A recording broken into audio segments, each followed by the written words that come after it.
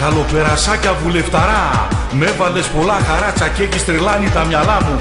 Και η Τρόικα μου έκοψε τη σύνταξη και το μισθό και θα μου πάρει τα οικόπεδα, το σπίτι και τα αμάξι μου. Παιδάκι Ελληνάκι μέσα στο πάρκο πεταμένο.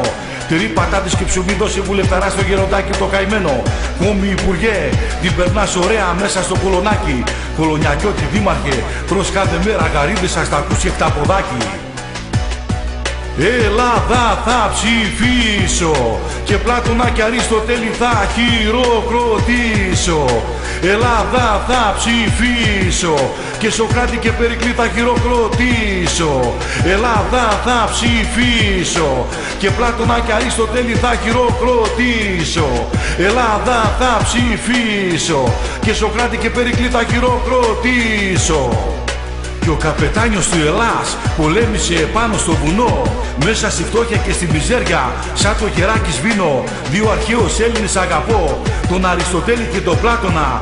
Αληθινή δημοκρατία είχε μόνο ο Περικλής μέσα στην Αθήνα. Κοτόπουλο σουβλάκι δώσε βουλευταρά στο φτωχό παιδάκι. Κοτόπουλο σουβλάκι δώσε κύριε Υπουργέ στο φτωχό το γεροντάκι. Ελλάδα θα ψηφίσω και Πλάτωνα και Αριστοτέλη θα χειροκροτήσω. Ελλάδα θα ψηφίσω και Σοκράτη και Περικλή θα χειροκροτήσω. Ελλάδα θα ψηφίσω και Πλάτωνα και Αριστοτέλη θα χειροκροτήσω. Ελλάδα θα ψηφίσω και Σοκράτη και Περικλή θα χειροκροτήσω.